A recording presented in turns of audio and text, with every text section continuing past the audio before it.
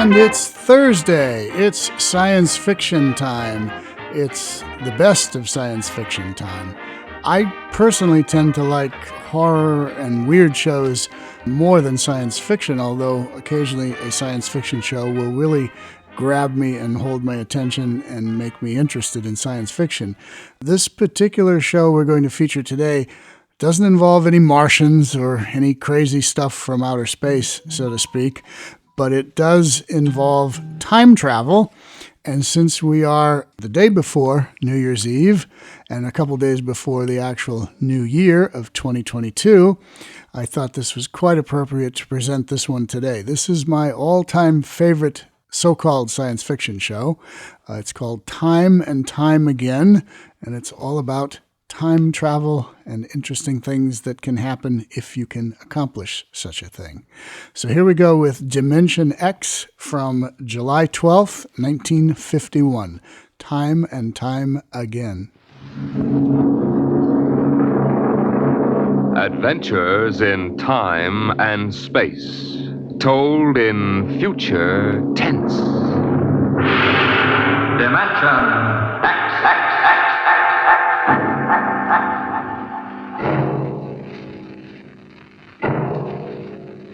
The National Broadcasting Company, in cooperation with Street and Smith, publishers of astounding science fiction, bring you Dimension X.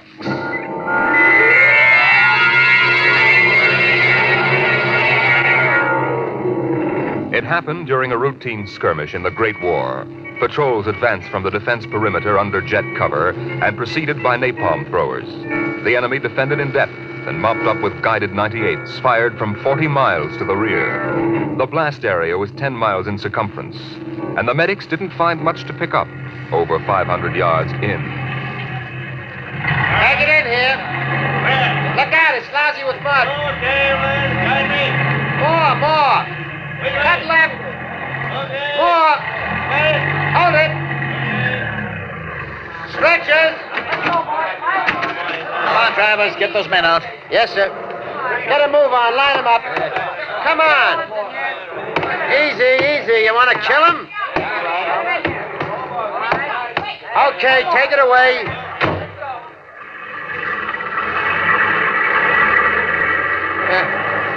They might have left these Joes where they was. Half of them won't last till the plane comes. As long as they're alive, they'll be treated. Get out the tags, Travis. Start talking names. Yes, sir. This one must have been 1,000 yards in. Get his dog tag out. What a mess. Here. Hartley, Allen, Captain G5, Chem Research, AN73D, number SO238694003J. Alan Hartley? Allen Hartley. Well, if that could be the hunter that wrote Children of the Mist and Conqueror's Road. Never heard of him. Major, I think maybe he's part conscious. Maybe I should give him another shot. Go ahead, Sergeant. There isn't much else we can do for him. It's a rotten shame. Ain't it always? Okay, Captain, give me your arm. There.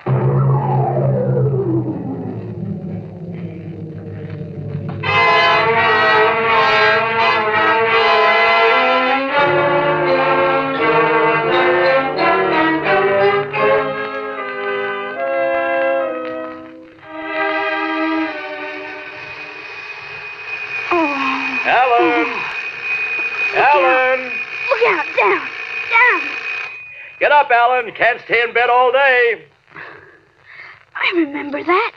Clear as if it were real. Up and at 'em. Hit the deck. Remarkably vivid. Strange. Alan, you all right? I'm all right. What's wrong with my voice? It's too high. What are you doing? Practicing singing? My voice has changed. Is that all? You're growing up. Happy birthday, son. Happy birthday? Hey, wake up, son. Wake up. I am awake. Come on, out of bed. I don't understand. Breakfast waiting. Now, out of bed or I'll turn it over. All right. It's a dream. Maybe, but you're wide awake now. I am awake now. Well, half awake anyway. That's the bell of St. Boniface, isn't it? What day is it? You kidding? You forget today's your birthday? No. No, I didn't forget. Neither did I. Here, son. Happy 13th birthday. You won't guess what's in here. A rifle. A light 22 rifle. How'd you know that? I remembered. Did I spill the beans sometime? I could have sworn it'd be a surprise. Well, go on, open it. Like it? Yeah. Yeah, it's perfect, Dad. I'll be shaving, Alan. Come down to breakfast when you're ready. It's a big day today. You're almost a man. Almost. You're still groggy. Snap out of it, Alan. I will. There's a dream in it somewhere. But I'm not sure which. What? Never mind, Dad. I'll be right down for breakfast.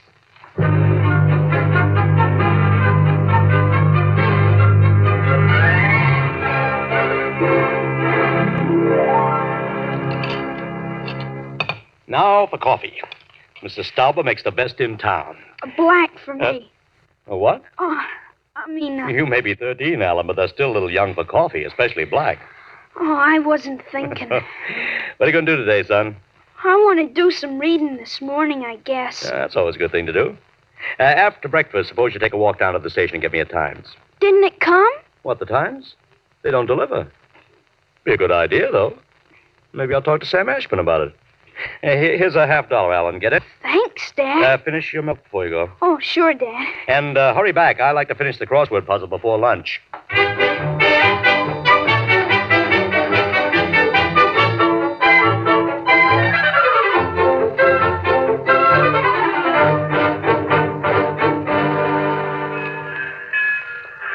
Here you are, Alan. 1 times. Tell your father the puzzle's a stinker. Thanks, Mr. Ashburn. Look out for the trucks when you cross the highway. Oh, I'll go across Elton's lot shortcut. Elton's? You'll have a hard time crossing there, son. There's 4 buildings on that block.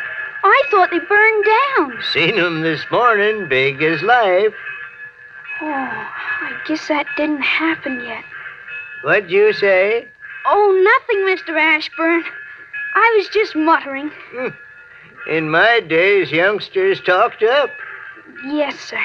Bye, Mr. Ashburn.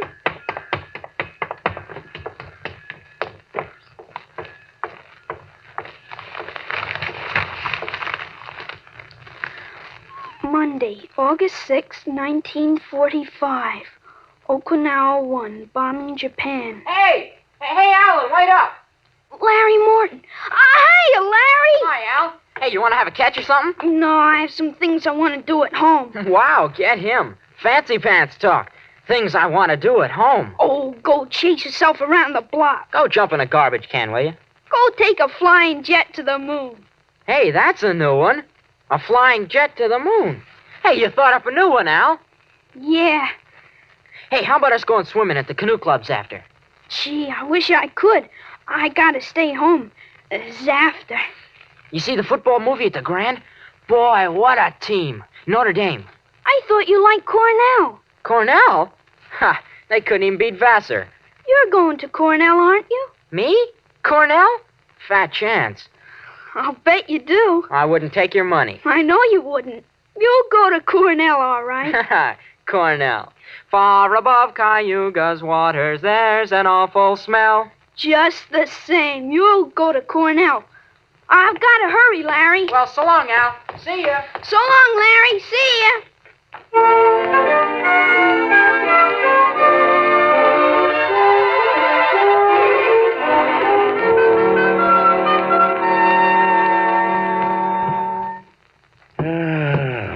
I'm stuck in this corner.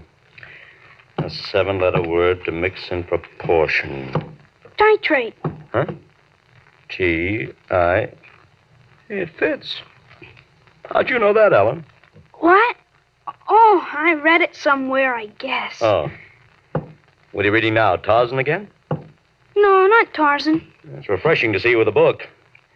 Sometimes I think I ought to forbid comic books in the house. Yeah, they must be raising the devil with those bombing raids in Japan. How long do you think the war in Japan will last, Dad? Oh, I'd say the middle of 1946. We'll have to invade those islands foot by foot. I wouldn't be surprised if the war was over very suddenly. How? By magic? There isn't a thing on earth will make those Japanese surrender. You expect somebody to make a pass and it'll be all over by this afternoon? That's just about it. Mr. Hartley, excuse me. Could I see you for a minute? Oh, hello, Mr. Gutchall. Sure. That's Frank Gutchall, Dad? That's right. Excuse me. Didn't mean to disturb you, Mr. Hartley. That's quite all right. It's a lovely day, isn't it, Mr. Gutchall? The Lord's world is always beautiful. Of course, Mr. Gutchall. Mr. Hartley, I wonder if you could lend me a gun and some bullets. Huh? My little dog's been hurt and it's been suffering something terrible. Oh, it's too bad. I want a gun to put the poor thing out of its pain. Oh, of course. How would a 20-gauge shotgun do? You wouldn't want anything heavy. I was hoping you'd let me have a little gun, maybe so big. A pistol? So I could put it in my pocket. Wouldn't look right for a godly man to carry a hunting gun through town. I don't hold with killing innocent creatures. People wouldn't understand that it was for a work of mercy. Of course, I understand. You're a very religious man. The whole world is evil, Mr. Hartley. Sometimes it certainly looks like it. Well, I have a Colt 38 special from the auxiliary police outfit. That's fine. You'll have to bring it right back, Mr. Gutchall. I might be called out. Dad, Hmm? Dad, wait a minute. I just remembered. Remembered what, son? Aren't there some cartridges left for the Luger? Then you wouldn't be without the Colt. Hey, that's right. I've got a German automatic, Mr. Gutchall, I could let you have. That way I wouldn't get stuck. Wait, Dad, I'll get it. I know where the cartridges are. Oh, be careful, son. Well, Mr. Gutchall, it sure turned out nice after all that rain.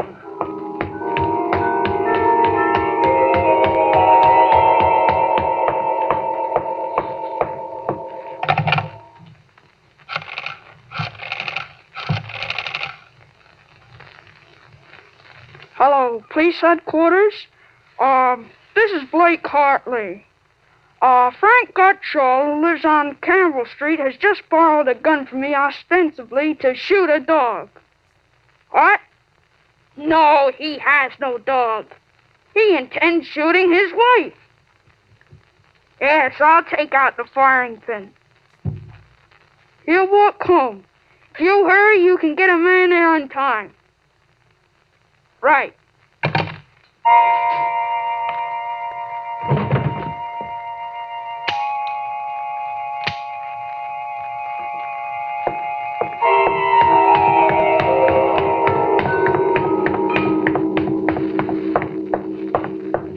Oh, there you are. What kept you, Ellen? I couldn't find the cartridges at first. I'll show Mr. Gutchall how it works. It's all loaded, ready to shoot.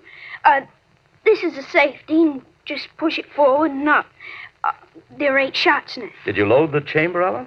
Oh, sure. It's unsafe now. You understand how it works, Mr. Gutchall? Yes, I understand. Thank you, Mr. Hartley. Thank you, Sonny. Goodbye. Goodbye, Mr. Gutchall. Return the gun when you're done. Yes, I'll be done with it soon. Goodbye. Alan, you shouldn't have loaded that gun. I guess it's all over now. I had to keep you from fooling with it. Didn't want you to see I took out the firing pin. You what? Gutchall didn't want that gun to shoot a dog. He's a fanatic. He sees visions, hears voices. The voices probably put him up to this. I'll submit that any man who holds intimate conversations with disembodied spirits isn't to be trusted with a gun. He wants to shoot his wife. What are you talking about? While I was upstairs, I called the police. I put a handkerchief over my mouth and told them I was you. Why'd you have to do that? I couldn't have told them. This is little Alan Hartley, 13 years old. And suppose he really wants to shoot a dog, what kind of a mess will I be in then? No mess, because I'm right. But you'll have to front for me. They give me a lot of cheap boy hero publicity, which I don't want. This is crazy, Alan. This is absolutely crazy. We'll have the complete returns in 20 minutes.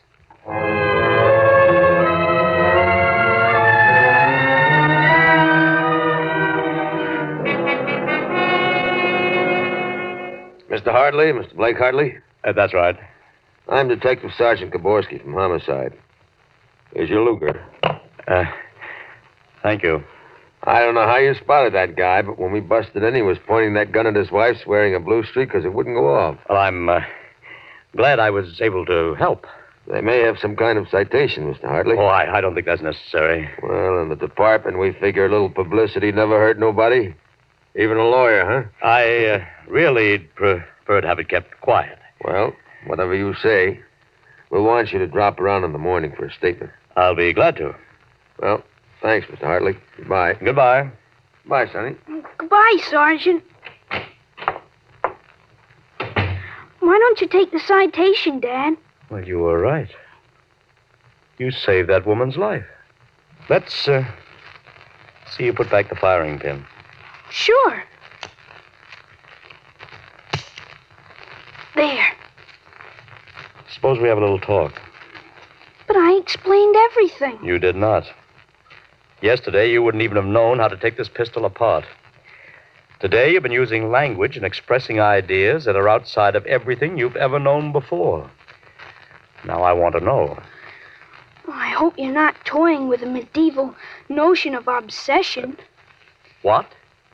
You say I'm changed. When did you first notice this? Last night, you were still my little boy. This morning, I don't know. You've been strange all day. Alan, what's happened to you? I wish I could be sure myself, Dad. You see, when I woke up this morning, all I could remember was lying on a stretcher injured by a bomb explosion. I was 43 years old and the year was 1975. 1975? That's right. You'll be 43 in 1975. But a bomb? Yes, during the siege of Buffalo in the Third World War. I was the captain in G5 Scientific Warfare General Staff. Buffalo? You mean Buffalo, New York? Yes, there'd been a transpolar invasion of Canada. I was sent to the front to check on service failures of a new lubricating oil. I got hit by a bomb blast. I remember being picked up and getting a narcotic injection. The next thing I knew, I was in bed upstairs, and it was 1945 again. And I was back in my own 13-year-old body. Alan, you just had a nightmare to end all nightmares, that's all. I thought it might be that at first, but I rejected it. It wouldn't fit the facts. But it's ridiculous. All this Battle of Buffalo stuff. You picked it up listening to the radio. All the commentators have been going on about another war after this one. You've just got an undigested chunk of H.V. Calton born in your subconscious. But that isn't everything. I remember 4 years of high school, 4 years at Cornell, 7 years as a reporter on the Philadelphia Record, 3 novels, Children of the Mist, Rose of Death, and Conqueror's Road. I wrote detective stories under a phony name. I worked in chemistry. You think a 13-year-old can dream up all that stuff? But it's the only possible explanation. Maybe, but I can speak 5 languages today that I couldn't yesterday. French, German, Chinese, Russian, and Spanish. Although I've got a Mexican accent you could cut with a knife. But how did it happen? I can't believe it. All I know is here I am. I've been reading up on time theories. Nobody seems to know much about them. Evidently, time exists parallel as another dimension. And I've got kicked backwards and somehow. But how? It may have been the radiations from the bomb. Or the narcotic injection. Or both together.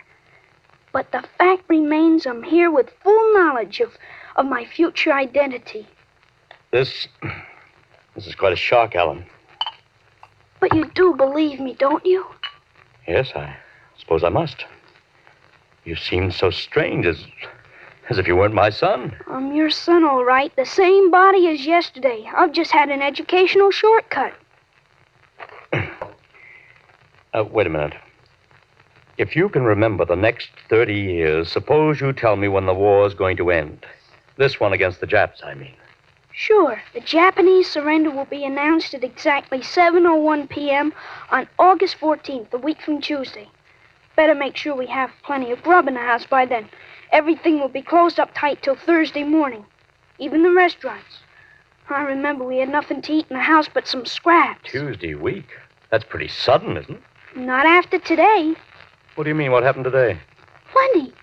Oh, what time is it, Dad? 11:16. Is your watch right? To the second, why? It'll come at exactly 11:17:40. What'll come? The radio announcement. What are you getting at? Something important on the radio? We'll see. Don't bother, Dad. It won't work. I remember we had a tube burned out. Yeah, there is something wrong. What is this announcement of yours? I memorized it in journalism school at Columbia in 1954. What time is it? 11:18. They're breaking into the programs now.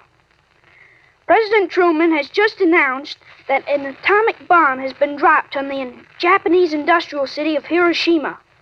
The bomb was dropped 16 hours ago, and the announcement was delayed to ascertain the results of the explosion. A man named John Howard Peterson read the announcement from the Washington newsroom of NBC. I don't believe it. No? Listen. That's the Burt Plate factory whistle and the bells at St. Boniface. Next, the whistle at the volunteer firehouse. And it's true. It is true. Sure. Then Larry Morton came by on his bicycle. Hey, Al, you hear? You hear about the bomb? An atomic bomb. Yeah, we heard. Boy, atomic bomb. Oh, boy. I gotta go find my pop. He's on the golf course. Bye, Al. Bye, Mr. Hartley. You knew. You knew about it. The next bomb hits Nagasaki.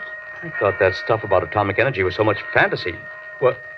Was that the kind of bomb that got you? That was a firecracker compared to the one that got me. It was a guided 98, exploded 10 miles away. And that's going to happen in 30 years? I remember it. How about me? Oh, wait, never mind. I don't think I better know when I'm going to die. I couldn't tell you anyway. I had a letter from you just before I left for the front. You were 78 then, and you were still hunting and fishing and flying your own plane. But another war and fought on American soil. Alan, I wish this hadn't happened to you. It happened. I remember it. But if I can help it, I'm not going to get killed in any Battle of Buffalo. But if you remember it, if time exists as a parallel dimension, then every tick we're getting closer to that Third World War. Dad, you know what I remembered when Gutcho came to borrow that gun? Well, I suppose that you suspected him and warned me. No, that wasn't it. The other time, the first time, when I was really 13. I wasn't home. I'd been swimming at the canoe club with Larry Morton. When I got home about half an hour from now, I found the house full of cops. What if the gun didn't fire? What makes you think it didn't? Gutcho talked the 38 out of you. Went home, shot his wife 4 times in the body, once behind the ear, and used the 6th shot to blow his own brains out. That's what you remember? Yes, but now it hasn't happened because I warned you. Dad, I found out the future can be changed. One man can't change the whole future. I stopped a murder and a suicide. I know, son, With but... 30 years to work, I can stop a world war. I'll have the means. The means? Unlimited wealth and influence. I've got a good memory, Dad. Wrote a list out this afternoon. Look at this. Assault, jet pilot, citation, ponder, middle ground, counter... What is this, code? Horses. That's a list of Kentucky Derby winners from 1946 to 1970. You sure? I learned that list on a bet at the Officers Club in Cincinnati in 1971. Assault paid 8-1. You figure out what we can take in. Oh, but gambling, This son. isn't it. Gambling, it's a sure thing. When we get rolling, we'll make the Rockefellers look like pikers. Assault at 8-1. I suppose I could scrape up $5,000. In 10 years, that'll make a lot of money. Any other little thing you have in mind, Alan? By 1952, we start building a political organization here in Pennsylvania. In 1960, I think we can elect you president. Oh, of course. President? Isn't that going a little too far? Why not? Who wouldn't vote for a politician who was always right? Besides, that's one thing we've got to change. In 1960, we had a man in the White House who was good to his wife and sang a nice tenor. And that's about all. He fouled up so completely we ended up at war. I think President Hartley might be a little more trusted to take a strong line. But I don't know anything about international decisions. I do. I know all the wrong ones. If we can stop a murder, with time we can stop a war. How do I start? Well, as I remember, just after that bomb announcement, you got a phone call from the City Fusion Party about the next election. Well, there is a lot of talk about a reform ticket. There it is. Well, what do I do? Answer it. Go ahead. But, Alan, Don't worry. I'll tell you what to say. Go ahead. Hello? Yes, this is Blake Hartley. Judge Crimmins? Well, just a moment. Alan, he's asking me to run. Oh, my head. Alan, what's the matter? Alan. Oh. He passed out. Alan, what do I do now? Alan, listen to me. Alan, what's the matter?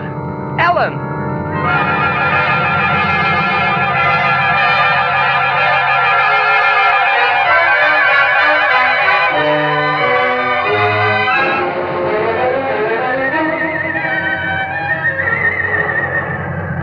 Captain Hartley.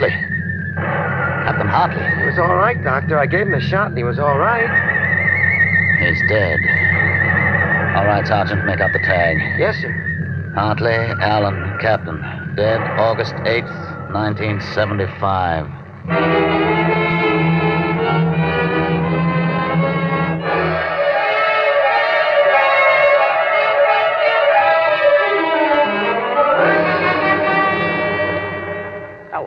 Alan, what happened? Alan! Huh? Alan, are you all right? Hi, Dad. I've got Judge Crimmins on the phone. What do I tell him? What? Alan, are you all right? You passed out. Sure, I'm all right. Hey, today's my birthday, isn't it? What did you get me, Dad? Huh? What did you get me? Alan, are you all right? Sure, I'm okay. What did you get for my birthday, huh? Don't you remember the Third World War? What Third World War? Gee, Dad, what's the matter? You're looking at me funny. Judge Crimmins, I'll have to call you back. Goodbye. You don't remember. You're back again, aren't you? Back to 13 years old. Sure, I'm 13 today. For corn's sakes, Dad. You must have died up there. It was only a mind transfer. That means now I'm on my own. I have to do it myself without your help. Help for what? Oh, if it's the grass, I said I'd cut it tomorrow. No, it isn't the grass. I've got to save your life, Alan. I can't let you die that way in 1975. What are you talking about, Dad? You sound goofy. I've got to change it all by myself. Change what? Never mind, Alan. You don't know yet. Come on, let's have lunch. Sure, Dad. Hey, how about my present now? What did you get me for my birthday? In a minute, son. Go on in. Hurry up, Dad. All right. Now, where'd I put that list of horses?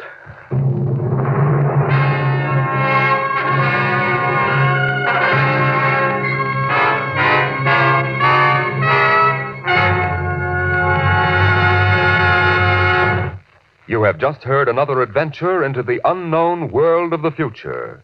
The world of... Dimension X.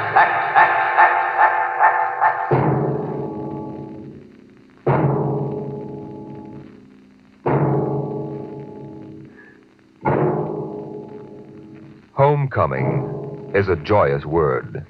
But when the home you're returning to is a burned-out radioactive planet, and when you cannot even imagine what terrible changes you'll find there, the word then takes on a very different meaning. Next week, Dimension X brings you a strange story called Dwellers in Silence.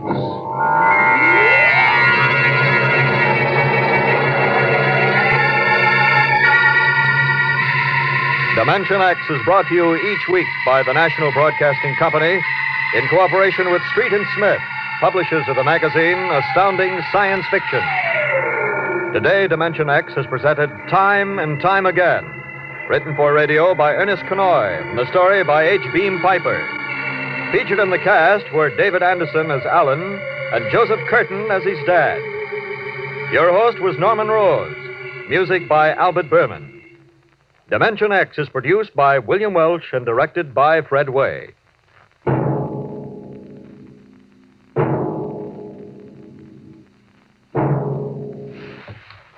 Dragnet, the story of your police force is next on NBC.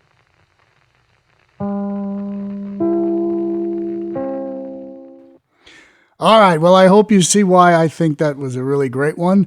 And if you agree, we're going to have a vote later on when we get to the end of the top 10, and I will be there lobbying you to vote for this one as the top science fiction show of all time. You don't have to, but I'm going to. All right, that's it for the Good Old Days of Radio show for today. Back next week in the new year of 2022 with the remainder of the top 10. I think we have like 4 more to go, maybe 5, something like that. And we'll be done with that. And then we're going to go back to some horror shows and all that for a while. And we'll mix in science fiction here and there as we go. So until Tuesday, if you're a Tuesday listener, when we are going to have a special show for the new year, we'll see you on Tuesday or back here again on Thursday for more science fiction. In the meantime, please rate and review this podcast so that we can continue to grow, so that more people will tune in, so that more people will find us, and more people will have the opportunity to tune in. And also, if you have questions, comments, etc., do them on Facebook, and I will answer them, or my producer will answer them, or both of us will answer them. Somebody will answer them. And share this link with your friends so we get more people that way too. All right, see you next week.